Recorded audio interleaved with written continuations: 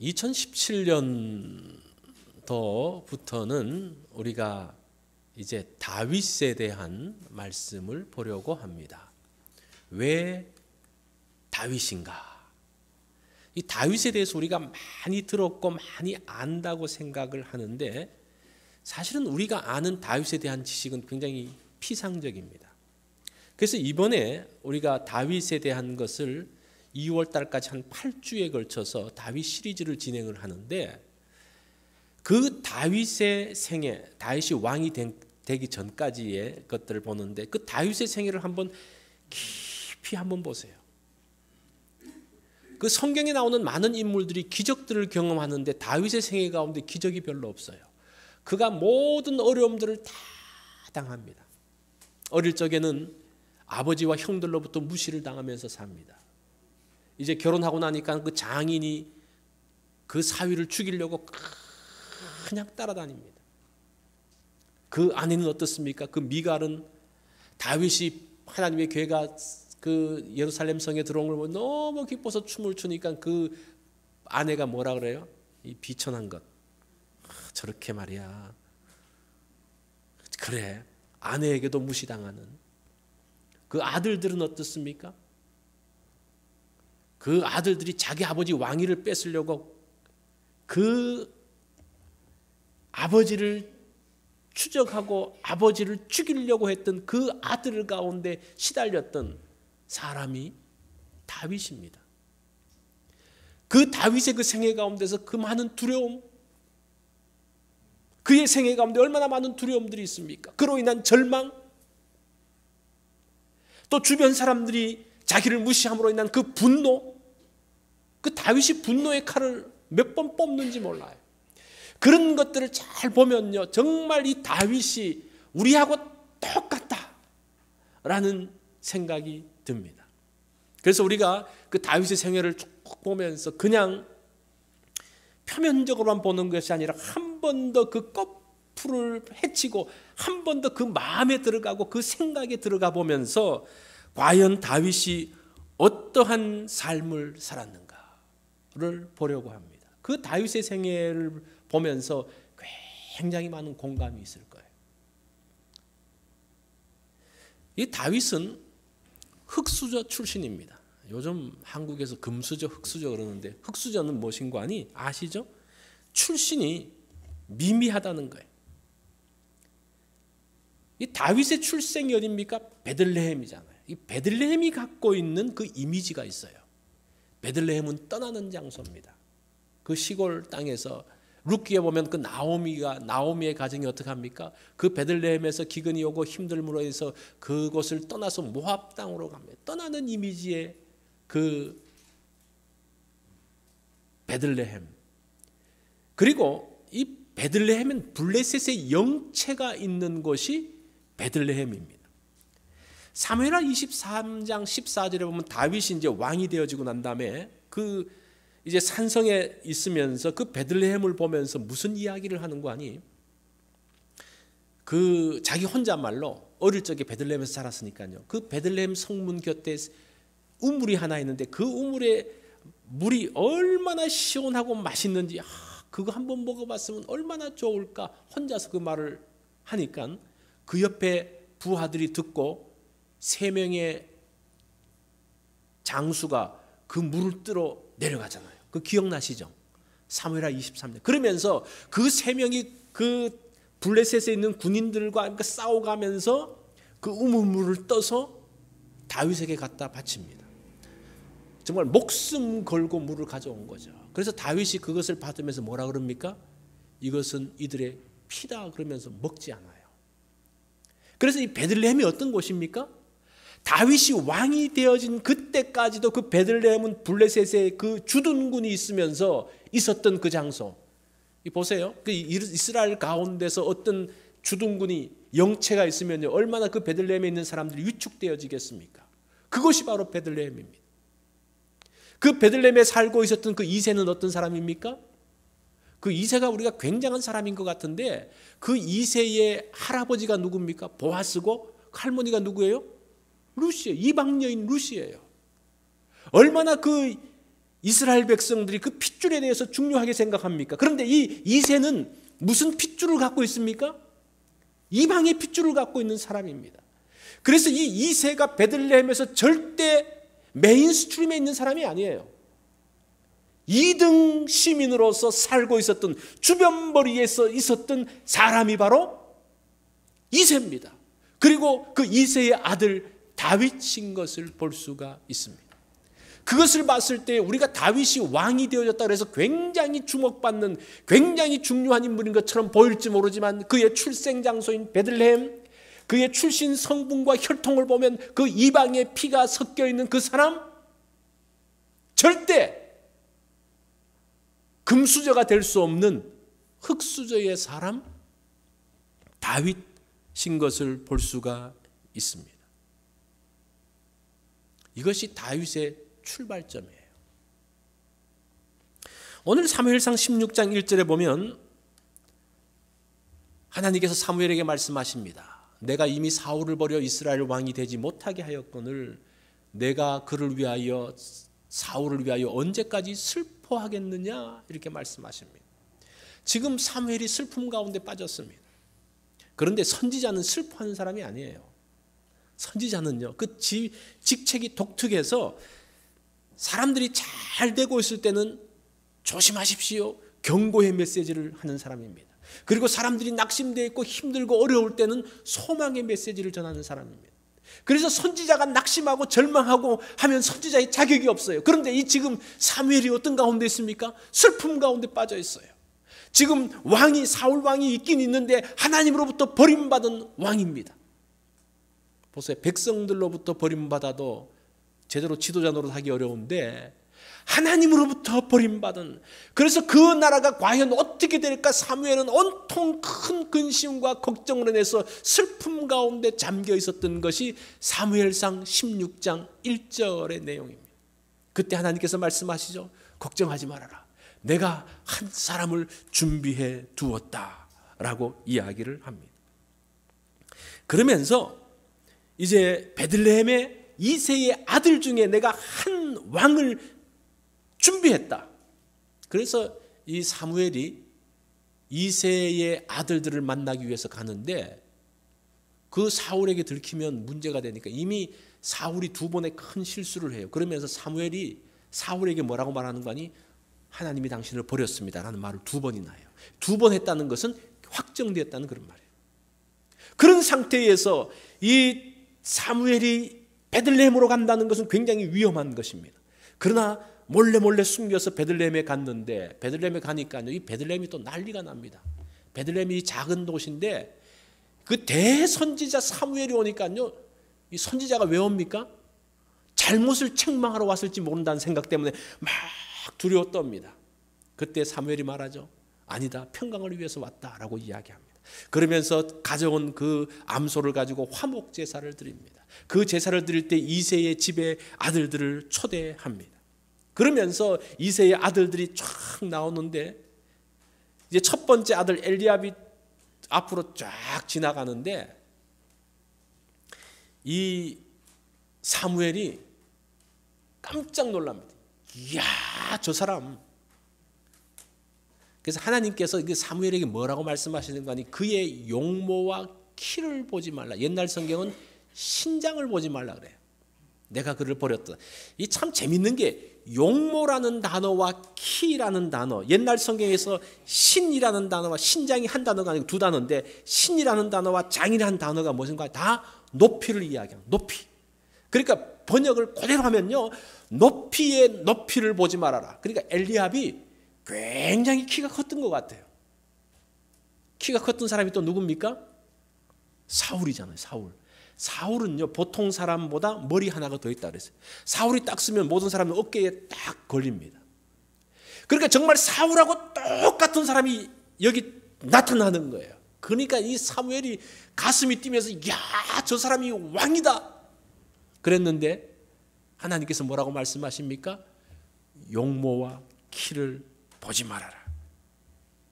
그러면서 사무엘이 일어나려고 하다가 안고 그 사람을 보냅니다. 그 다음에 아비나답이 오고 그 다음에 삼마가 지나가지만 다 하나님께서 아니라고 합니다. 그 다음에 이제 세 아들, 그 다음에 네 번째, 다섯 번째, 여섯 번째, 일곱 번째 다 왔어요.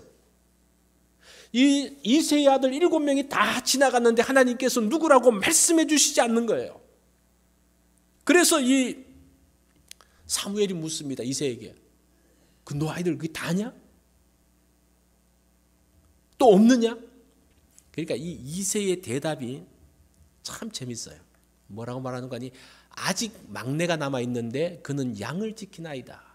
우리 성경은 좀 이렇게 뉘앙스를 못 느끼는데 이 히브리 성경으로 보면요. 어떻게 되어 있는 거 아니? 이 막내라는 단어가 하가탄이라는 단어인데 하찮은 자 그런 뜻이에요. 꼬맹이 뭐 그런 뜻이에요. 우리 예뻐서 막내라는 그런 명칭이 아니고 이거를 그런 뉘앙스를 살려서 말하면요. 한 작은 애가 있는데 그가 양떼를 지키고 있는데요. 그런 표현이에요. 아라는 단어가 들어가 있어요. 그러니까 이 말이 무슨 말인 거 아니? 이 막내는 이 다윗은 이새가 생각도 안 하고 있은 거예요. 잊어먹고 있은 거예요. 그러면서 사무엘이 너 더 아들이 없냐 그러니까 이제 생각나가지고 한 명이 있긴 있는데 그 꼬맹이 그 하찮은 자는 양떼를 치고 있는데요. 이렇게 말하는 사람이 바로 다윗이었습니다. 이 막내라는 단어, 하가탄이라는 단어는요, 집에서 손님들이 오면 걔가 나오면 창피하니까 그냥 숨겨두는 자라는 그런 뜻입니다. 놀랍죠? 다윗이 아버지가 이새의 이름도 안 불러요. 하가탄 그래요. 이 막내라는 것은 좀 그래도 나아요. 하가탄, 하찮은 것? 이 성경에 보면 다윗의 이름이 처음 등장하는 곳이 13절인데 사무엘이 기름 뿔병을 가지고 부을 때 그에게 부었더니 이날 이후로 다윗이 여호와의 영에 감동이 돼요. 여기서 다윗이라는 이름이 최초로 등장합니다. 이전까지는 하가탄으로서 별 볼 일 없는 사람이고 꼬맹이고 하찮은 사람이었는데 그가 하나님의 부름을 받고 그가 하나님의 그 사무엘을 통해서 기름을 부음으로 인해서 다비드, 사랑받는 자, 이 다윗이라는 뜻이 사랑받는 자라는 그런 뜻입니다. 그렇게 바뀌어져요. 그리고 다윗이라는 이름은 그 아버지고 형이고 한 번도 부르지 않고 다른 사람이 불렀던 최초의 이름은 사무엘하 16장 19절에 보면 사무엘상 16장 19절에 보면 사울이 이새에게 다윗을 보내라 그러면서 수금 키는 자가 필요해서 보내라 그러면서 내 아들 다윗을 보내라 그래요. 다른 사람은 다윗이라고 부르는데 이 아버지와 아들 형들은 이름을 안 불러요. 하가탄 이렇게 불러요. 그게 다윗이었습니다. 이런 사실을 근거로 할 때 이 다윗의 이름이 과연 무엇이었는가? 다윗의 이름이 두 가지 가능성이 있는데 제가 이걸 보면서 다윗의 이름이 원래 있었지만 누구도 그 이름을 부르지 않았다는 거예요. 그냥 하가탄이라고 불렀습니다. 두 번째는 그의 이름이 정말 다윗이었는지 아니었는지 모르겠는데 기름을 붓고 난 다음에 사랑받는 자가 되면서 다윗이라는 이름이 만들어졌을 것이다. 옛날 이름은 다른 이름이 있었는데 그 두 가지 가능성이 있어요. 이거는 이제 그냥 제가 이걸 이제 묵상하면서 느꼈던 그런 부분이에요. 하여튼 뭐 어떤 거든지 상관은 없어요. 그런데 중요한 것은 무엇인가 하니 다윗은 기름 붓기 전까지는 아버지와 형들의 관심이 전혀 없는 하찮은 존재였다라는 겁니다. 여러분 이런 다윗을 아십니까? 우리가 뭐 다윗이 뭐 이렇게 양을 치고 그래서 똘똘해서 양을 친 것 같은데 이거 읽어보니까요. 그것을 한번 파헤쳐 보니까요. 다윗이 그런 사람이 아니고 그냥 허드렛 일을 하는 그런 아들이었습니다. 이 다윗의 어린 시절을 보면서 여러분 생각나는 사람이 있습니까? 잊혀진 사람, 관심의 대상에서 없어져 버린 사람. 그래서 그 사람 이름도 기억이 안 나요. 그 사람 뭐 이렇게 안경 끼고 또 키가 조금 컸던 그 사람 있잖아. 여러분 그렇게 말할 때가 있죠. 이름도 몰라요. 이 이름이라는 게 얼마나 중요한지 몰라요. 아무개 이게 아니고 그 사람 그때 뭐 빗자루 쓸면서 청소한 사람 있잖아. 그런 사람. 이게 다윗이었다는 거예요. 한때는 잘 나가고 한때는 괜찮았지만 이제는 서서히 이름이 잊혀갔던 그 사람, 그가 다윗입니다. 원래 다윗이 그런 사람이에요. 그런데 그런 다윗에게 하나님이 찾아오신 거예요. 하나님의 사자 사무엘을 통해서 그를 만나시고 그에게 기름을 부음으로 인해서 그가 어떤 사람이 됩니까? 하찮은 사람에서 사랑받는 사람으로 바뀌는 것을 볼 수가 있습니다. 이게 다윗의 생애의 큰 반전입니다. 사실은 사무엘상 16장은요 다윗의 생애에서 엄청난 반전이 만들어지는 순간이에요. 제가 원하기는 우리가 이번에 이 다윗 시리즈를 통해서 그런 우리의 인생 가운데서 그런 반전을 한번 경험해 봤으면 좋겠다라는 생각이 있어요. 우리가 과연 이제까지는 어떻게 살았고 내가 어떤 존재인지 모르지만 그러나 이후로는 2017년도를 맞이해 가지고는 이제는 하갓한 쓸모없는 자, 그 사람 관심도 없는 사람이 아니라 정말 하나님의 사랑받는 사람으로 세워지는 그러한 생애, 그것을 위해서 이 다윗 시리즈를 시작하는 거예요. 여러분들이 정말 그런 사람이 하나님의 기름 부음 받은 가운데서 그런 사람이 되어졌으면 좋겠습니다. 이 12절에 다윗을 묘사하는 내용을 보면요, 이에 사람을 보내어 그를 데려오매 그의 빛이 붉고 눈이 빼어나고 얼굴이 아름답더라라고 이야기합니다. 이 빛이 붉다라는 말은 어린아이라는 말이에요. 그냥 아직 솜털도 가시지 않은 뭐 그런 뜻이에요. 그런데 눈이 빼어나고 한글 성경은 그의 빛이 붉고 바로 연결되지만 히브리어를 보면요 그렇지만이라는 단어가 있어요. 붉지만 어리지만 그렇지만 그 눈은 빼어나고 그 눈빛이 보통 눈빛이 아니라는 그런 말이에요. 준수하다는 말입니다. 그리고 얼굴은 아름답더라.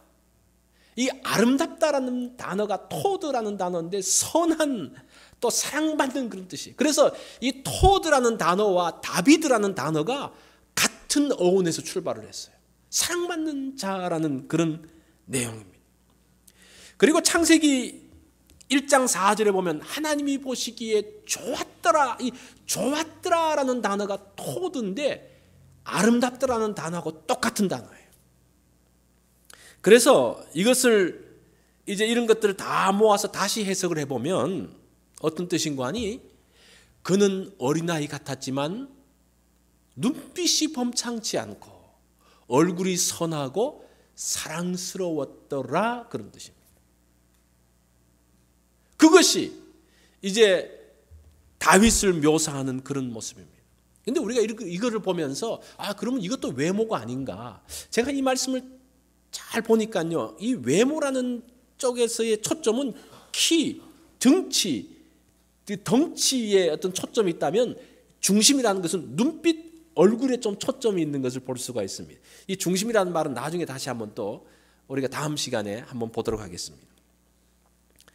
자, 이 별 볼 일 없는 사람, 이 하갓탄을 하나님이 부르셔서 뭐로 부르셨습니까? 다윗 사랑받는 사람으로 부르셨습니다. 이게 하나님의 부르심이에요. 이게 하나님의 부르심이에요. 그래서 사무엘이 기름을 부었더니 다윗의 여호와의 영에 감동되니라. 이 감동이라는 단어가 내가 감동이 되고 감동이 있느냐 없느냐 이런 걸 찾는데 사실은 그런 뜻보다는 이만이라는 그런 뜻이에요. 그러니까 여호와의 영 루아흐 이 루아흐가 제가 지난번에 말씀드렸죠. 루아흐가 어떤 뜻이 있다고 그랬습니까? 이 생기, 하나님의 숨결, 하나님의 호흡, 바람 뭐 그런 뜻이 있다고 그랬잖아요. 하나님의 숨결이, 하나님의 바람이 다윗에게 임했더라. 그러면서 이 하갓탄이 뭐로 바뀌는 겁니까? 하찮은 사람이 다비드, 사랑받는 사람으로 바뀌고 있는 것을 볼 수가 있습니다. 나는 누군가? 나의 정체성, 다윗의 정체성은 뭡니까? 그러면 사울의 정체성은 무엇이었습니까? 이 사울은 자신의 정체성을 자신의 지위와 업적에서 찾습니다. 하나님께서 그 아말렉과의 싸움에서 뭐라고 말씀하십니까? 아말렉과 싸움에서 승리하고 난 다음에 모든 것을 다 쳐서 없애라고 이야기를 합니다. 그런데 사울은 어떻게 합니까? 좋은 살찐소, 좋은 재산 될 만한 것들을 남겨둡니다. 그리고 그 아각 왕도 살려둡니다. 그러면서 자신의 업적을 높일 수 있고 자신의 재산을 불릴 수 있는 것들은 남겨둬요. 그게 사울의 정체성이에요. 이 사울은 무엇을 통해서 자기의 삶의 만족, 존재감을 느낍니까? 자기의 이름이 높아지고 자기의 재산이 많아질 때에 자기가 만족하는 게 그게 정체성이에요. 그래서 이 사울이 여기서 승리하고 난 다음에 뭐를 만듭니까? 기념비를 세우잖아요. 이런 정체성을 갖고 있는 사람입니다. 다윗의 형 엘리압의 정체성은 뭡니까? 키입니다. 키. 외모. 이제 그것을 정체성으로 삼는 사람이 있어요. 인물 하나는 끝내주는 사람. 그거 없으면 이 사람은 무너지니까 잘 꾸미고 잘 관리하고 잘 입고 이게 자기의 정체성이에요. 이게 무너지면 다 끝나는 거라고 생각을 합니다. 그런데 다윗은 어떤 사람입니까? 어디에서 정체성을 찾고 있습니까? 하나님의 사랑받는 자. 하나님의 사랑받는 자. 그리스도인의 정체성은 어디에 있을까요? 그리스도인은 과연 어떤 사람입니까? 하나님의 자녀죠. 하나님의 자녀예요. 예수 그리스도를 영접함으로 인해서 하나님의 자녀가 된 사람, 사랑받는 하나님의 아들과 딸, 그것이 출발점인 것을 볼 수가 있습니다. 이 다윗이 자신의 정체성을 깨닫고 난 다음에 변화가 시작됩니다. 변화. 이 J.C. 페니라는 그 백화점을 아시죠? 이 J.C. 페니는 미국의 3대 백화점 중에 하나라고 합니다. 이 회사를 설립한 사람이 제임스 케이시 페니인데 이 사람이 1902년 27살 되던 해에 와이오밍 캐머러에서 포목점을 엽니다. 그래서 이제 그 장사를 시작을 하는데 이 사람이 기독교 신앙을 바탕으로 해가지고 기독교 신앙과 도덕적 확신을 가지고 가게를 시작하는데 그 가게 이름이 무슨 그 가게 이름인가니 황금률 가게예요. 황금률. 이게 골든 룰 스토어. 이게 마태복음 7장 12절에 나오는 황금률 있죠. 그죠? 그래서 이 사람의 사업의 기본 원리는 무엇인가니 황금률이에요. 그것을 가지고 사업을 했습니다. 그러면서 성공적으로 하면서 10년 동안 점포가 30개로 늘어납니다. 그리고 그 당시에 1년 매출이 한 200만 불 정도가 되어집니다.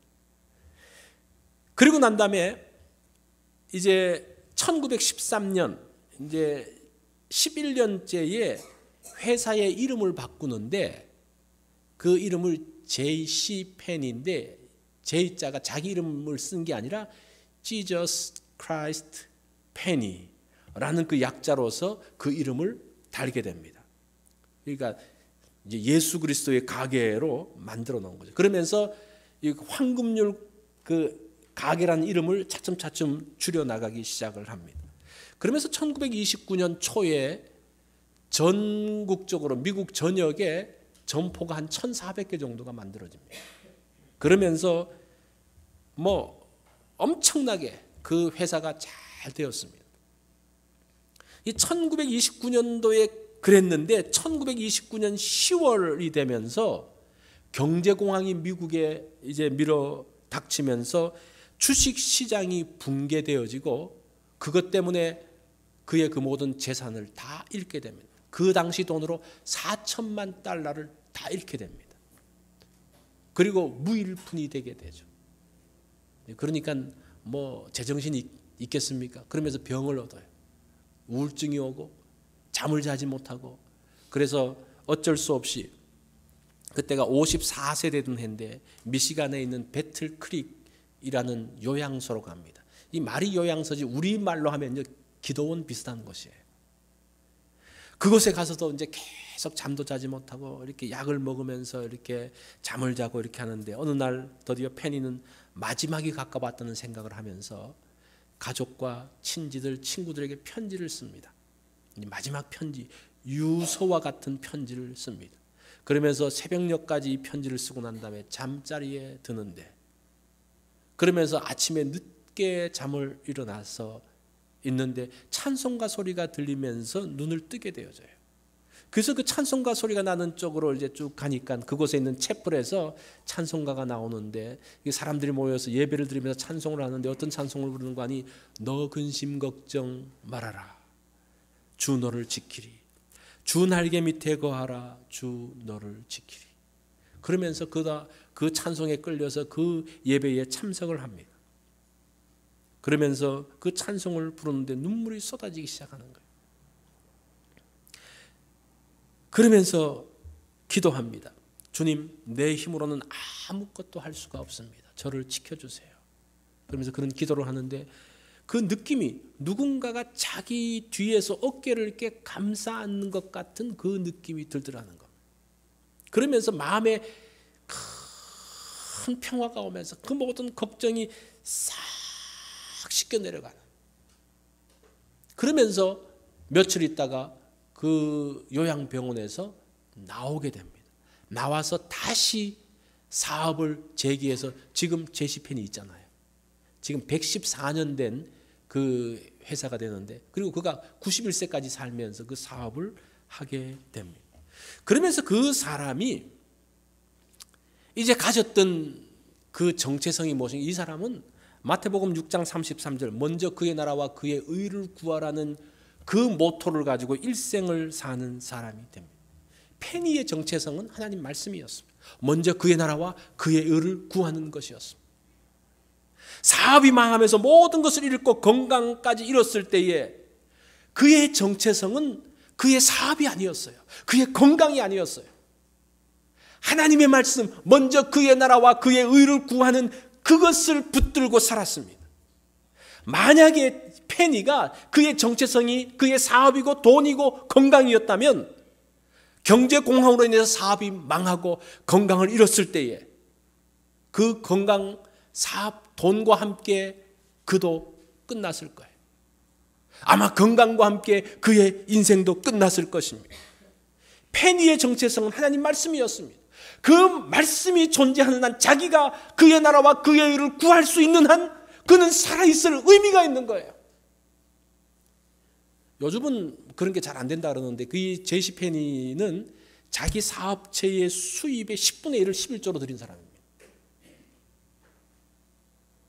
이 뭐 엄청난 일이에요. 그러면서 또 이제 그런 또 어려움을 겪으면서 또 하나님 앞에 기도하면서 그가 플로리다에 콘도 100채를 짓습니다.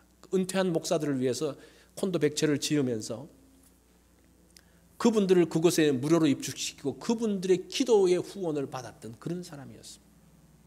뭐 여러분들이 그렇게 하라는 게 아니고 이 사람의 정체성이 그렇다는 거예요.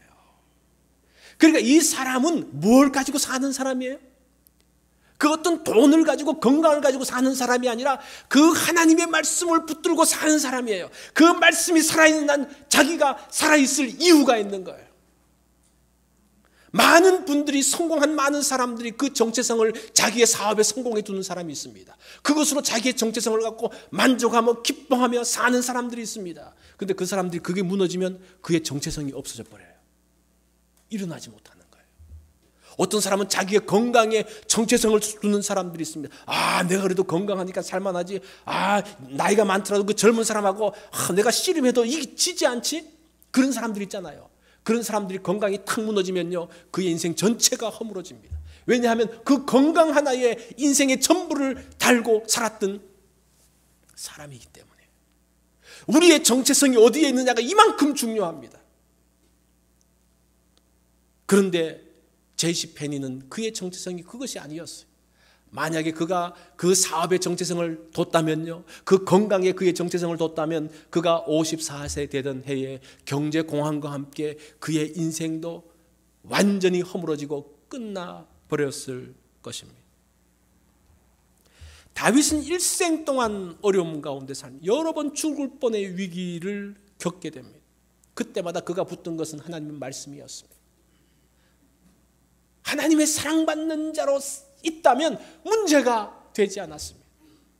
그 사울의 추격을 받을 때에 다윗이 2번이나 사울을 죽일 수 있는 기회가 옵니다. 그때 부하들이 이야기하죠. 이 사람을 사울을 죽이십시오. 이 사람을 죽이지 않고는 우리가 이 방랑 생활이 끝나지 않습니다. 그렇게 말할 때 다윗이 뭐라고 말합니까? 하나님이 세운 사람을 자기가 죽이지 않겠다 그래요. 그의 정체성이 어디에 있습니까? 말씀에 있어요. 내가 원수를 끝냄으로써 이 사울이 없어지고 내가 다시 올라가는, 내가 다시 이름을 얻는 그것에 자기의 정체성을 두지 않고 하나님 말씀의 정체성을 두고 있습니다. 다윗이 지위를 잃었다고 흔들리지 않습니다. 아들에 의해서 왕궁에서 쫓겨나고 있을 때에도 그가 흔들리지 않습니다. 왜냐하면 그의 정체성은 왕이 아니었기 때문입니다. 권력에 밀려났지만 여전히 그는 하나님의 사랑받는 사람으로 있는 한 그의 정체성이 남아있는 거예요. 그의 일생은 정말 하나님의 사랑받는 자, 그의 이름의 뜻대로 하나님의 사랑받는 사람으로 살았던 것을 볼 수가 있습니다. 2017년 새해를 시작하면서 나의 정체성이 무엇인지를 한번 볼 필요가 있어요. 나는 어떤 사람입니까? 나는 어떤 것이 없어질 때 내가 사라집니까? 모든 의욕들을 잃고 절망하게 됩니까? 돈, 사업, 성공, 지식, 자녀들, 뭐 어떤 거예요? 그것들이 흔들리면 내 인생 전체가 무너집니까? 그것이 나의 정체성이 되어서는 안 된다는 거예요. 이런 것에 자신의 뿌리를 드니까요 계속 흔들리는 거예요. 계속 흔들려요. 흔들리는 곳에 나의 뿌리를 두고 사니까 그 인생이 흔들릴 수밖에 없는, 하루에도 몇 번씩 지옥과 천국을 왔다 갔다 하면서 살 수밖에 없는 거예요. 왜 그래요? 그게 내 정체성이니까.